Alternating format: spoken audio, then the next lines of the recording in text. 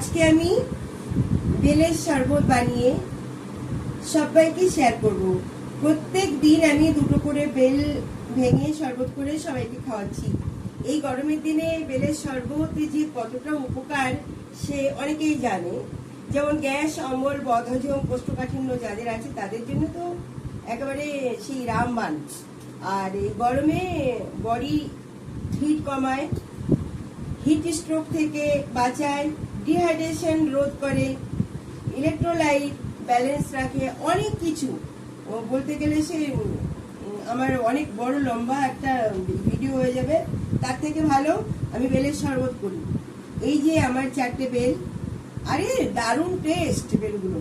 কি দেখতে, এরা যেমন দেখতে সুন্দর তেমন এদের সুস্বাদু। এরা প্রচন্ড টেস্ট, প্রত্যেক দিনই খাচ্ছি আমি, একদম পেকে পেকে ফেটে গেছে।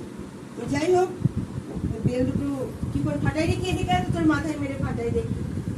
এদিকে না না, মাথায় মারলে তৈরি হয়ে যাবে। এক কাজ করি, একটা নতুন আইডিয়া। এই দুটোকে করে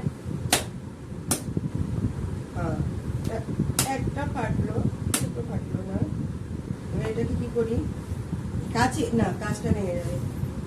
এখানে করি,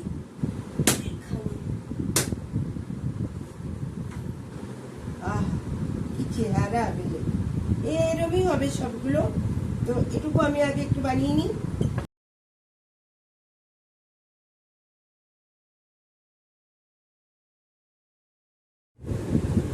এই যে এবার বেল থেকে এগুলো সব বের করে নিয়েছি চামচটা দিয়ে। তারপরে এর মধ্যে কিছু দিইনি আমি, কিন্তু চিনি ফিনি কিচ্ছু দিইনি, এটা এতটাই মিষ্টি। এবার এই যে এর মধ্যে যে কি বলে এগুলোকে, এই যে র্যাশা মতো আছে না, এগুলোকে আমি হাত দিয়ে এইভাবে উঠিয়ে ফেলে নিচ্ছি, কারণ এগুলো থাকাতেও উপকার আছে। তো কমপ্লিটলি আমার বেলের শরবতটা রেডি হয়ে গেল। আর সর্বপ্রথমে আমি আমার প্রভুকে ভোগ লাগাবো, সেজন্য তুলসী পাতা দিয়ে দিয়েছি।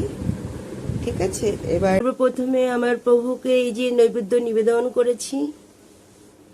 আমার প্রভু নৈবেদ্য গ্রহণ করে প্রসাদী রূপে আমাদের দেবে।